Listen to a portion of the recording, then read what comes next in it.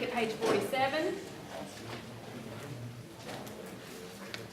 This is what Mike calls our no pain rights, meaning that an inmate has a right to not having excessive force used against them. We see that in terms of you hear people talk about it. It's not that it's unconstitutional to use force; it's that excessive force is unconstitutional.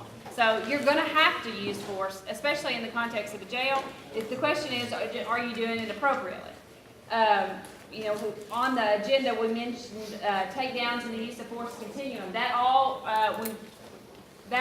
deals with making sure that you are training and having your jailers using force in a defensive manner, not an offensive manner. Okay? So when we're talking about these no pain rights, we're talking about the 8th Amendment. Of course, when we're talking about the right to be free from cruel and unusual punishment, or when you're talking about pretrial detainees, it's through the 14th Amendment, again, the due process laws. Qualified immunity, although it's frequently, we will raise it in most of these cases, just know in use of force cases it's rarely applicable because generally speaking, it is clearly established that it is unconstitutional to use excessive force. The fact that the particular modality of force has not been necessarily tested the way that it was used in your particular case is not going to lead to an application of qualified immunity. That you can't say, well, we didn't know we couldn't use a taser that way. They're just going to say if it's used excessively, it's going to be a violation. So just know you don't have as likely protection from qualified immunity in use of force situations. The force has to be justified to prevent a reasonably foreseeable threat or actual attempted assault, battery, and/or injury to officers, other persons, and/or the subject. Use only the degree of defensive force needed to meet the offensive force you're receiving. All the time I hear, we knew this inmate, we knew what he was capable of doing. Okay, that may be a factor in your decision as to how to go forward, but that doesn't mean that you can sort of leap up that use of force continuum and say, I figured I knew what he was doing, and so therefore I just went straight to, the taser without any warning, without anything else. Okay, so we want to make sure we're meeting the level of offensive force with defensive force. It has to be balanced. Has to be balanced against the need. What are you trying to accomplish? Excessive force is unconstitutional. Again, it's just another way of saying, if what you're trying to accomplish, and you apply some force that goes way over the line, then that's going to be unconstitutional. Mike, you hop in anytime you want. I'm going to hop in. Okay. I can tell he was itching. I can't help it, I'm dying. The thing to remember about force is it is not a 14th Amendment issue. It is a 4th Amendment issue. You think, well, that sounds like lawyer stuff. Well, here's the difference. Under the 14th Amendment, all we have to meet the requirement for what's called substantive due process, which is the rational basis. Okay? Because you have to have a rational basis to do the things you do in jail, normal operations. And the rational basis is, you remember, they're unconvicted. We've taken their liberty away from them. And the question of how much liberty we can take is how much is rationally related to the effectuation of a legitimate governmental objective. And now, if we're going to go to the next step, and we're going to use the power of the government to actually inflict pain, use of force, then we got to do that consistent with the 4th Amendment. And what the 4th Amendment says is that all use of force must be reasonable. For years, that issue was whether it was subjectively reasonable, but then in a case called Graham v. Connor, they changed that to objectively reasonable. The reason that is hugely different is subjectively reasonable means we're going to let the judge look at it as a matter of law and decide whether or not it shocks the conscience of the court. That used to be the standard. We'd file a motion for summary judge and say, Judge, look, does this shock your conscience? Judge said, it's bad, but it doesn't shock my conscience. They dismissed the case, it's over with. Then the Supreme Court said, you know what? Even though the 4th Amendment's been around for a couple hundred years, we're just now figuring out what's in there. And what's in there is the word reasonable, and the word reasonable doesn't mean what the officer intended. It means whether or not that was what was a reasonably trained officer in same or similar circumstances would do. What that does, it translates everything to training and protocol. Okay? So, you know, law enforcement has become more professional because it's being held to these standards and all your conduct's being scrutinized. The conduct of law enforcement was not scrutinized for, let's see, like 160 years or something like that. All of a sudden, they figured out that they could file a lawsuit under Section 1983. Federal lawsuits started jumping up in about 1976, 1978, in that area. So since then, we've been scrutinizing that. And then what happens? Well, they invented things like video cameras. Now we got pictures of it. Then they invented things like cell phones. So now other people are taking pictures of us. Okay? So all of a sudden, our conduct's being scrutinized. Because it's being scrutinized, what's happened is we're being held accountable. And so law enforcement now is developing its own norms and standards for what we do in certain situations. And we're becoming a real live profession. And so we have to comply with the professional standard that's being developed. So for example, if you got a restraint chair, well, there is a way to use a restraint chair. And since they invented Google, it's pretty easy. You go on Google and you figure out what it says about what is the protocol to use a restraint chair. So if you're going to allow the use of force or allow an instrumentality of force, then you're going to have a policy and you're going to have training. You have to have a policy to make sure that the use of force is not an abuse or misuse of force. And you want to make sure you're using it in accord with how that particular instrumentality of force is supposed to be used. A good example is a side-handled baton versus a straight baton. Those are two different weapons. And the actual forces, the actual physical forces are different. So there are ways to use tools and ways not to use tools, because the whole issue is we don't want to hurt people intentionally. What we want to do is figure out a way that we can defend ourselves. If somebody gets hurt in the process of defending, that's okay, but it's not okay to offend, okay? And a great example of that is when we first started all this work, lots and lots of officers carried slappers. How many of y'all remember carrying a slapper? All right, now put your hands down. How many of y'all secretly still have a slapper in your pocket? Got some slappers in there. Here's the problem with a slapper. They couldn't find an expert to figure out how to testify that it could be used as a defensive weapon. It's like it was built to be an offensive weapon. I'm going to slap you and get your attention and make you do right. Well, that may be very effective, but the problem is it's really intended to prod somebody or get their attention or whatever. Bottom line is slappers, they didn't make the cut. The professional standard said no more slappers.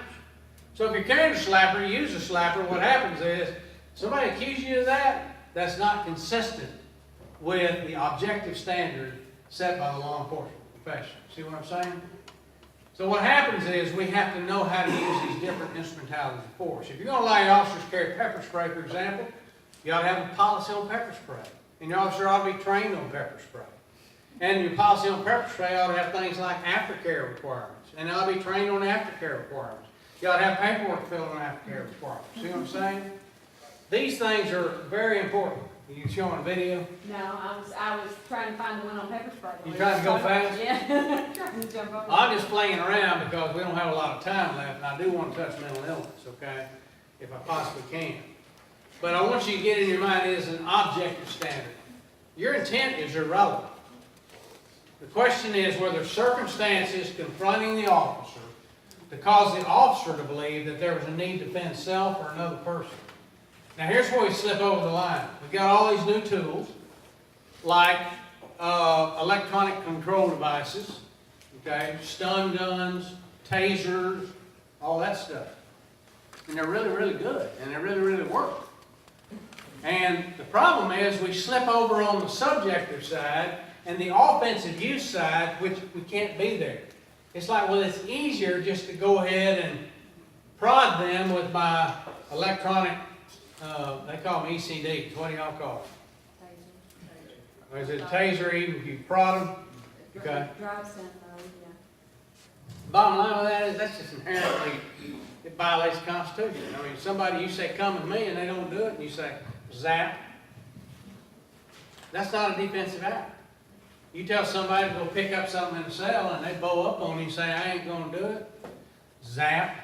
See, what you're doing is you're prodding them to do what you want done. That's strictly offensive, not defensive. Okay? It's not a use of force to defend anybody. It's a use of force to compel them to do what you want done. Now, you can make the argument that's better than getting in a fight and getting hurt. But what the courts would require is that you have to pick. It's back to my Holiday Inn example. You know, some people are not going to do what you tell them to do. You're going to have a way to deal with that. So you need to have the equipment, you need to have the personnel, you need to have the team approach, you need to have the protocol. How we're going to deal with somebody when they bow up and say, I'm not going to obey an instruction. You can't just go up there and prod them with the stun gun. Does that make sense? Now, I'm seeing a lot of, well, that's what he says, but I'm not sure he's right, looks in their face here. Y'all want to talk about that for a minute? I've got articles on all this.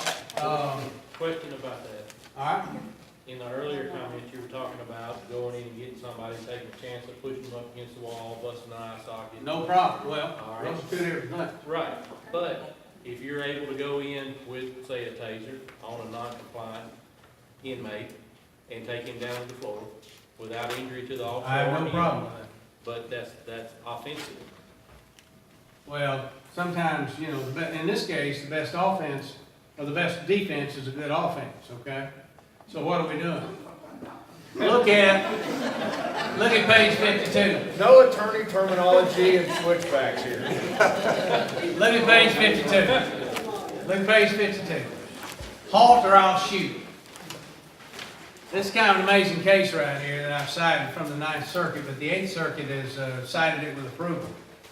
What it's saying is that, and this is literally out of the case, the phrase halt or I'll shoot has long been a part of our national culture and is familiar to most youngsters, whether they grow up reading books, watching TV, or both. I'm not sure that's true anymore because we don't watch, westerns and stuff anymore. But the commonly acknowledged, well-known practice of warning suspects whenever feasible before subjecting them to force that may cause serious injury is a constitutional right. So you take your situation right there. You show up fully armed, and you say, we can do this the easy way or the hard way. I'm going to ask you 3 times to do whatever it is I ask you to do. If you refuse to do it, I'm not going to go prod you and make you pick up your bologna sandwich off the floor. I'm going to move you to administrative segregation. Now, you can either willingly come with me, and I'm going to put you in administrative segregation, and I'm going to write you up for disciplinary segregation because you're violating the jail rules. And if you refuse to come with us, then we're going to make you come with us. Do you understand? If the guy says, well, just come on, big boy, then what you need to do then is you need to, according to the protocol, utilizing the tools, according to the manufacturer's recommendations, and there are some, then you proceed in. If he wants to start the fight, then you get to finish the fight. And yes, then you're using the weapon defensively, not offensively. You see the difference there? Does that make sense? Now, I don't work in a jail. Does that make sense in the jail? Yes or no? Yes. There's nothing wrong with allowing the situation to develop because you didn't push it. You just simply told him, this is what we're going to do, and if you don't do it, there are going to be consequences. But I don't think you can say, pick up the bologna sandwich, and he says no, and you jab him with the electronic control device and force him to pick up the bologna sandwich. no, I was speaking in terms of if you have a non-compliant. Absolutely. That he's in his cell. Key word is non-compliant. He refuses to come out. He refuses, so now he's resisting. You're saying send a CERT team in to go in and get him. That's right. You take the liability of hurting an officer or him when you do that process, where with a taser, if he says, no, I'm not going, you tase him, put him on the floor, cuff under power, you bring him out, nobody gets hurt. Well, I'm not saying the CERT team shouldn't use his taser. I understand, but I'm just saying, that's offensive. What about smaller facilities that don't Well, I don't consider it offensive because you went in there, you gave him warning, you gave him an opportunity, now you're about to engage him, and you don't have to use your fist before you engage him. If he's going to be disorderly, then we're going to deal with him. But again, you have to follow the manufacturer's recommendations on how you use it, and also professional standards on how you use a taser. I'm not against tasers, but I am against using tasers. Whatever tool you use. We use JPS. Whatever tool. We use JPS. Right. It has a longer compliance. Right. But what about facilities that have You 2 got or 3 a bill on deputies on? There is no CERT team. Yeah. All right, we're going to show you a quick video of using pepper spray. Same deal, no matter if it's pepper spray, whatever it is. If she can find it. While she's looking for that, let me hit a couple more things. I mean, I think this distinction is very, very important. Page 56 says it's not a prod. Page 56 says it's not a non-lethal weapon, it's a less lethal weapon. That's because you can kill people with this stuff. And page 58 and 59 say that there's actually state law that says nobody can use a taser stun gun, it's called in the statute, unless they're both trained and informed of danger or risk, which means there's going to have to be a policy for the use of that, okay? Be the same thing with any instrumentality of force. There needs to be training, there needs to be a protocol to use that. On page 60, the manufacturer is not your friend. You think they're your friend, but they're not your friend because they will turn on you in a heartbeat, because all they'll say is, we made a non-defective device, but we didn't tell them how to use it. They decided how to use it, and they used it in a manner that either violated the professional standard or they used it in a manner that violated our manufacturer warning, which includes that you're to minimize repeated, continuous, or simultaneous exposures. So if you have multiple officers using a taser, that's also a very difficult situation to defend. They've also come out with a new study that there's a percentage of people that are genetic makeup that it instantly kills when they're shot with. I mean, the technology on this is quite interesting. And, I mean, I have articles I've written that address the things he's talking about, but I've never published them. Because I don't want to publish them and have that become the new standard. But, when you understand how these things work, they're non-lethal.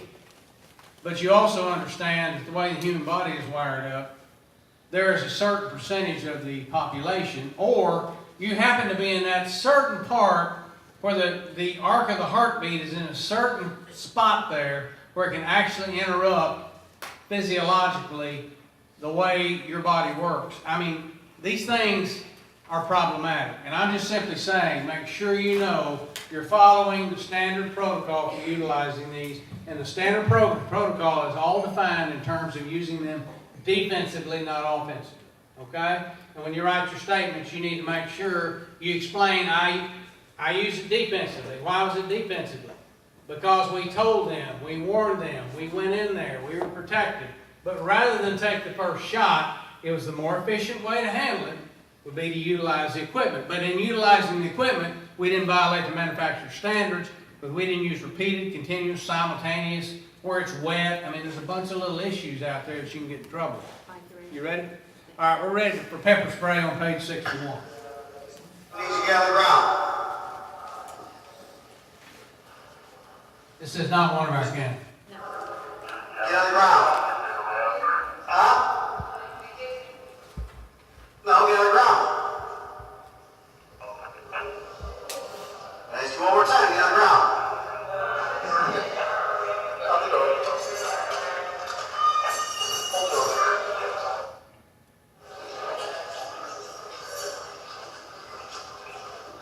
You hear the water running? Flooded the cell. Gather round. What are you doing? What'd you do this for?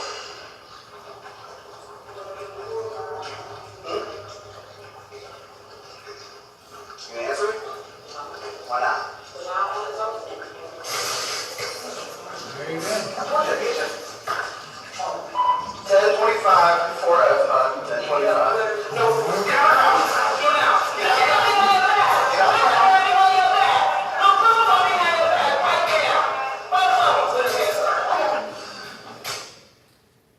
That's offensive use. Okay, do you have another showing offensive use? I do have a few of them. These are the kind of videos, folks, that we have to use in defending these cases. That's why I'm saying, walk away from here, defensive, defensive, defensive, defensive, defensive, okay? And the other is, this warning issue is big.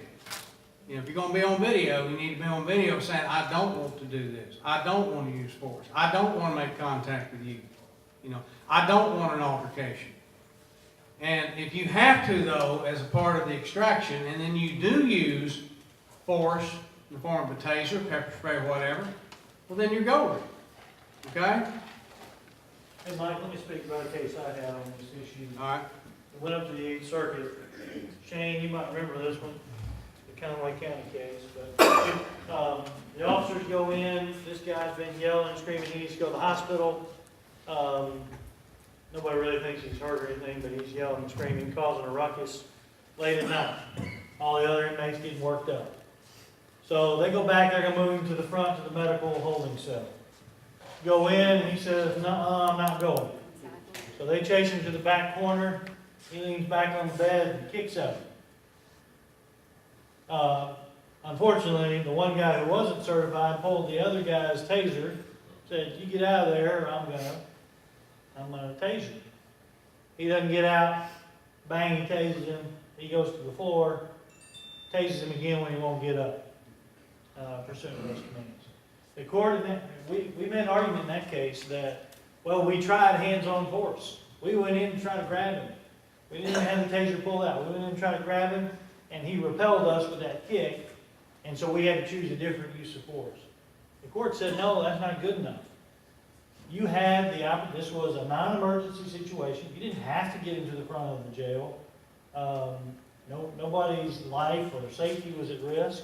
You didn't have to get him right then. You could have backed up in oral argument. The judge said, why couldn't they have backed up out of the cell, locked the door, and called in the deputies from the street? This is Conway County. Tonight they had two jailers on duty, and both of them were in there. And so the judges were saying, why couldn't they just back up and lock the door? This isn't the situation in the street.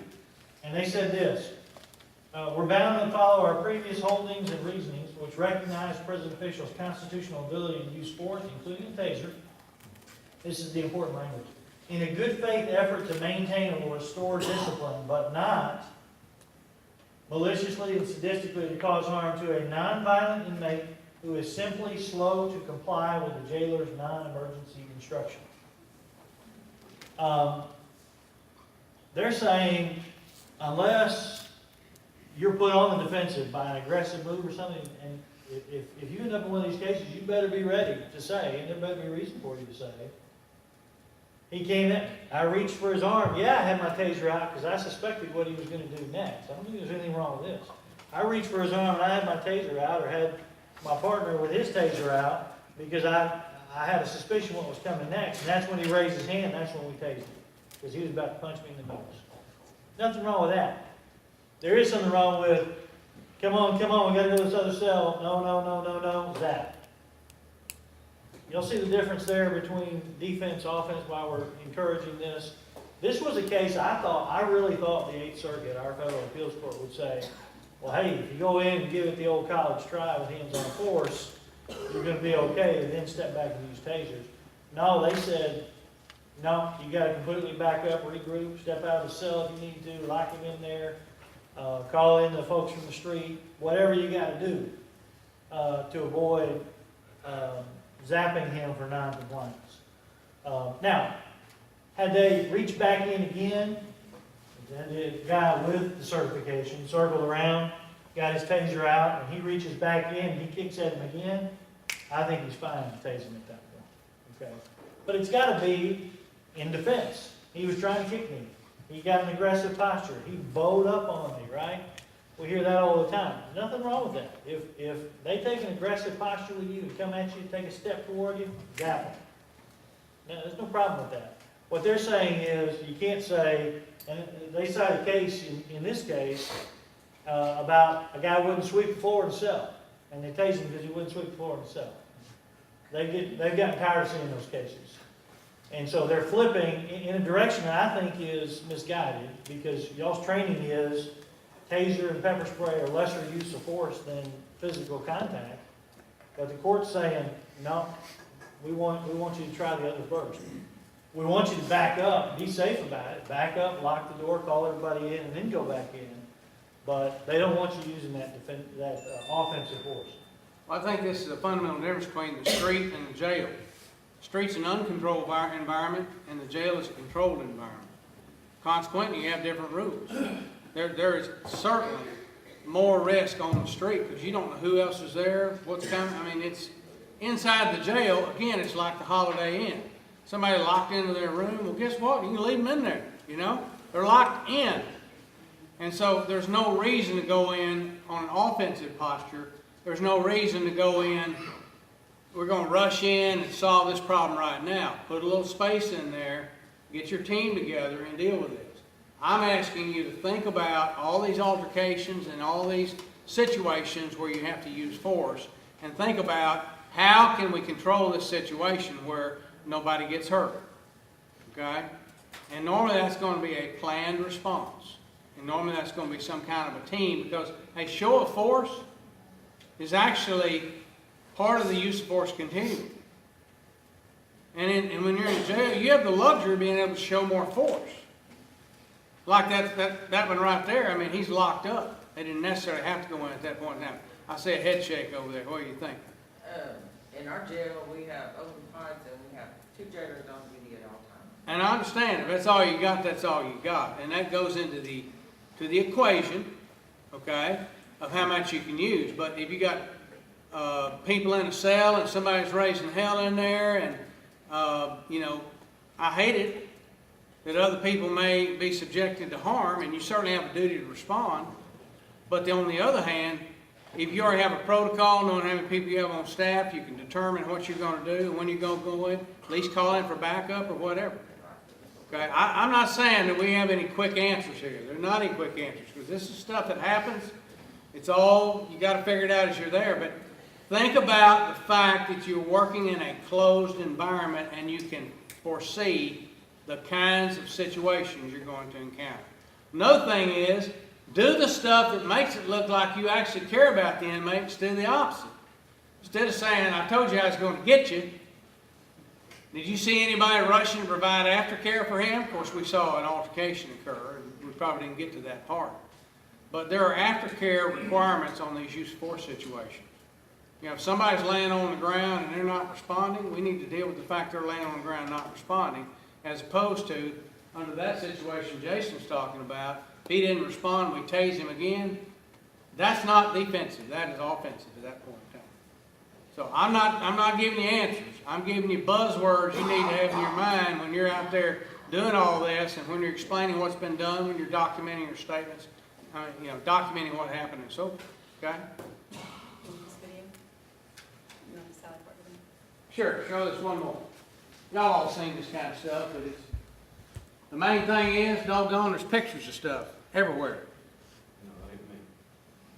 My salad fork. This is Mississippi County. No, Not really. it's- I'm just making that up. Kaboom! He's telling me his mama loves him right there. Yeah, the officer's defense was the guy was trying to headbutt him. That case is still. John Miller's in there somewhere, right? What's the latest on that You got case? one right? Still pending? We're out. County's out of that one. City's That's still city's going. still in it. Good, so Separate the last trial. word. Okay, other questions on use of force? Jan, is there anything else you want to say about that? Let's see. No, sir. Okay, go ahead. A couple more things. One is use of force continuum. Obviously, you can go from one step, 3 steps up immediately, but you do need to have in your mind, you're in a controlled environment, you're able to do more things on the lower end of the spectrum, and you need to do that. The other thing is where we strike people. The professional standard is the last place you want to hit them is in the head, not the first place. Okay? And also, we want to protect people's spine, and we want to protect people's central nervous system. So the head, the spine is the last thing. We also want to protect joints. And I made a comment on this under deadly force. Deadly force is not just killing somebody, it's causing serious physical injury. Serious physical injury is an injury that ends up in a permanent disability. If you have a choice of breaking something, you want to break a long bone because they heal the easiest. You can put them back in line, and the break's actually strong, or the joints where it healed is actually stronger because it's new material. Joints don't heal very well. There's almost always going to be some residual disability. And head and spine are the worst. Face hits, I just can't tell you, we've got to avoid hitting people in the face. Just like that picture right there, that guy's eye. Those cases are rugged and they're expensive, so. Can I? Yeah. I did think of one thing. All right, I'm not sure this is the one, maybe it is. Some of you have officers who maybe have other training. I've heard like MMA training, or maybe they have some training from the military. Those officers need to understand that they're going to be held to the standard that you're training in the jail. Not, I happen to know this move that I can take this guy down in 2 seconds and he'll be in compliance. That's not okay if you're not training it, because it's going to be a reasonable officer, not the guy who just won the MMA match last Friday night down at the county fairgrounds. So don't let them use that outside training. I had an officer one time being deposed, and we got through the deposition barely. And the attorney on the other side said, "Is there anything else you'd like to add to your deposition?" If anybody ever asked you that, the answer is no. Okay?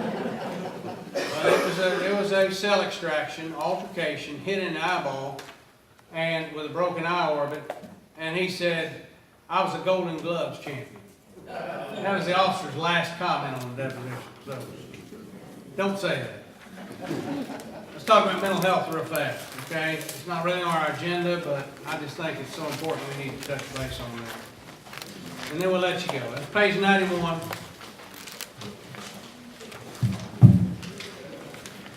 What's happening in the world of mental health care is, first of all, we have a statewide mental health care system. It was challenged a few years ago in Benton County, and we were sued and we won.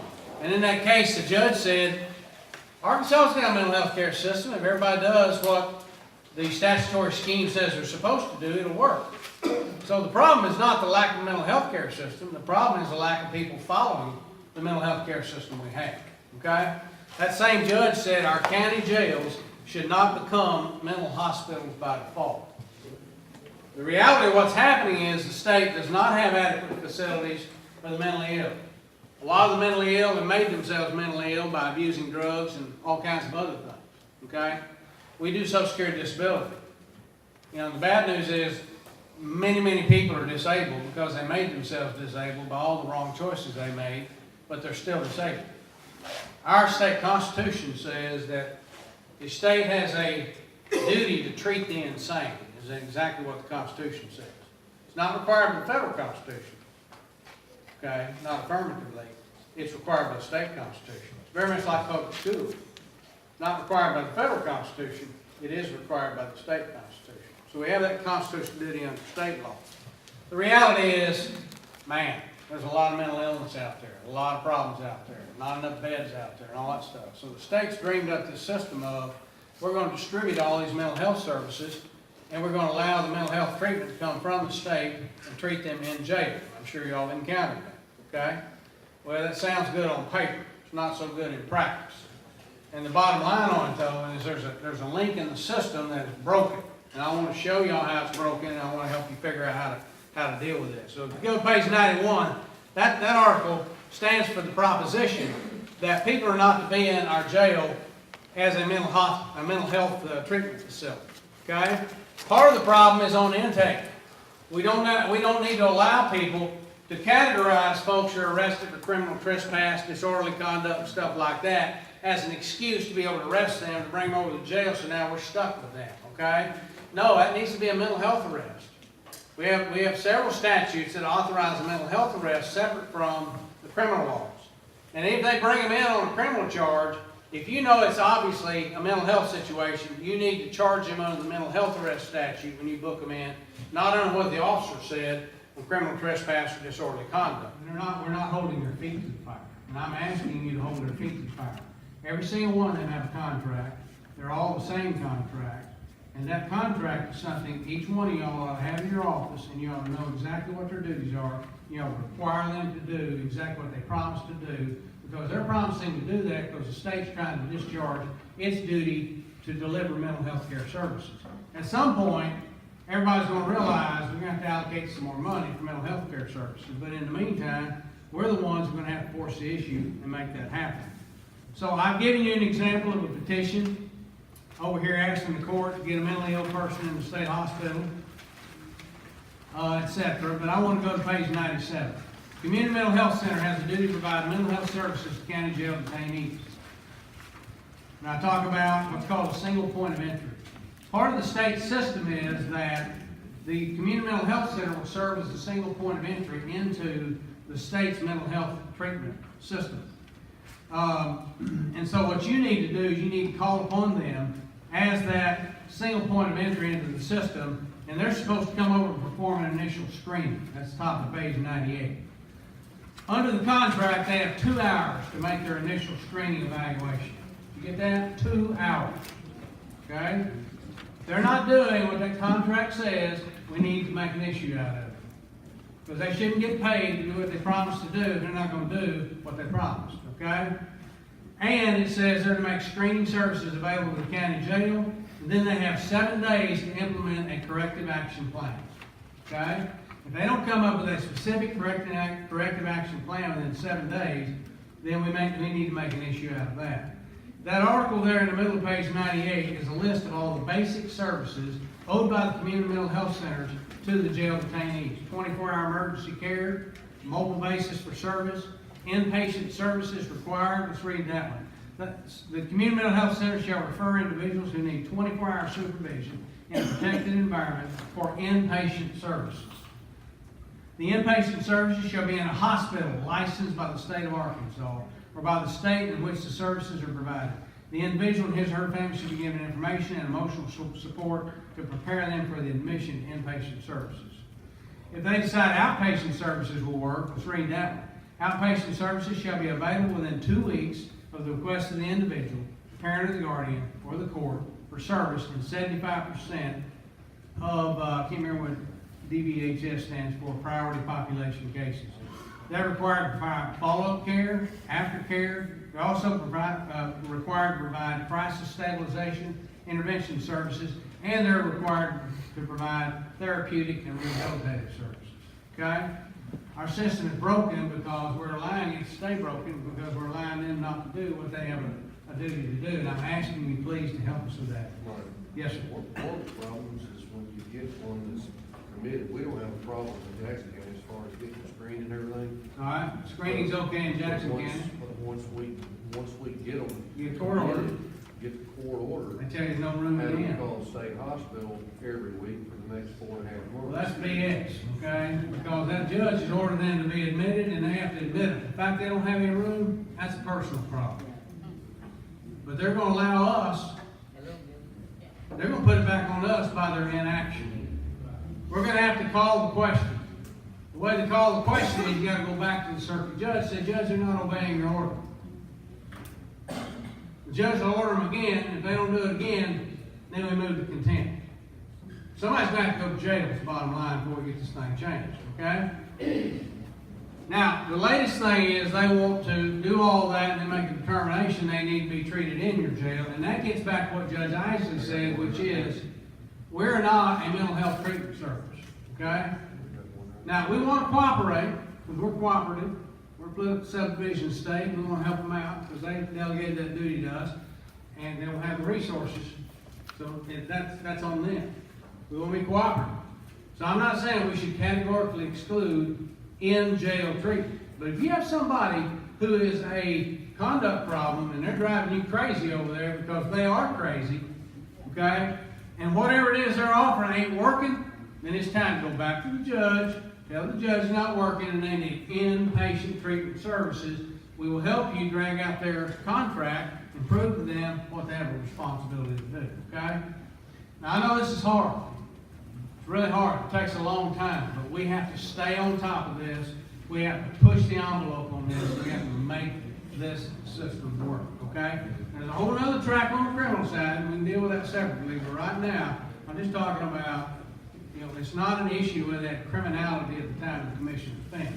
It's a problem, they're crazy as a bedbug, and they're driving us all crazy, and they came in on a mental health arrest. Hopefully, that's the way you looked at it. They went through the involuntary civil commitment process, and it's broken down out there somewhere. If it breaks down, you need to let us help you. When I say us, I'm talking about AAC, RMF, and our firm. Yes, ma'am.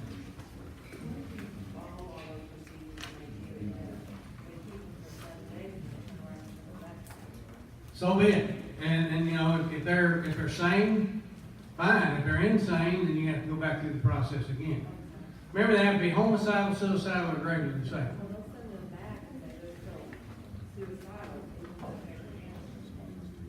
Well, do they have criminal charges pending? Yeah. Well, you know, there are a lot of people who are suicidal. I'm not so worried about the suicidal as I am about they're just doggone, you know, crazy. And they're driving your people crazy, and they're creating operational problems for you, they're keeping you in turmoil. That's the ones I'm worried about. You know, they're sitting over in a corner wanting to kill themselves, and they're not bothering your operation. I agree with that. You know, put them in a blue dress, leave the general jail population, don't worry about it. And let me say this. We didn't talk about use of force, but under duty to protect, it's hard to kill yourself in the general jail population. We have a tendency to take them over and put them in a private room so they can kill themselves and nobody watches them. How many of y'all have a suicide smock you put them in? Okay, who in here does not have a suicide smock? Great, everybody's got one. What color is yours? Blue? Who has a color other than blue? Green? Any other color? Well, they call it blue grass up in Benton County, at least they used to, and it works great. Works great. Now, if they're suicidal and they're also a behavior problem and creating altercations and problems like that, well then, now we're moving down the road and we're going to have to administratively segregate them. It's not being punitive. We already talked about that. They can't control themselves. You have to keep them out there to protect them, protect others, and protect yourself, basically. But then you got to ask yourself, are they crazy enough that I need to go through the involuntary civil commitment process, okay? So, I mean, this stuff is complicated. We can figure this out. We want to help you with this. And we need to solve this problem. Someday, somewhere, somebody's going to have to deal with this. And that brings up one last thing, and that's this opioid epidemic. It's a big deal. Really, really big deal. Very expensive deal. Sucking up all kinds of local government resources. And the AAC is taking a leadership position on this. They commissioned a joint task force. They brought in the head of ADAM, the head of the drug czar himself, and the attorney general was here, a couple of attorneys from there. All of that. We're going to be looking at all of that, dealing with it. It's probably going to be litigation from that. I think the world's getting ready to change. I think this is a viable claim. I think it's something the AAC can take a real leadership position on. And I think this drug problem has reached the point where we're going to have a complete paradigm shift. Part of that paradigm shift, hopefully, is going to be realizing this is a dependency problem, not just an addiction problem. They are different. One's physiological, the other's psychological. And the bottom line on it is, maybe some money will flow our direction, and maybe we'll be able to get on the other side of this drug issue, and maybe begin to work on some of these mental health problems. Maybe that's a way to bring our mental health treatment system up where it needs to be. Because I'm telling you, and you already know, you know more than I do, the percentage of crazy is growing out there. And it's very, very difficult. And when these people come in and have an opioid dependency, I mean, they'll do anything, everything, as you know. I mean, it's a very serious problem. But please, let us help you, help yourself by making the system work, because our friends over at the Arkansas State Hospital, they'll just keep kicking it back and kicking it back and kicking it back. I mean, you're not going to get any cooperation. We have to be the driving force on this. Is the case we need to be offensive, not defensive. Use the force, we need to be defensive and not offensive.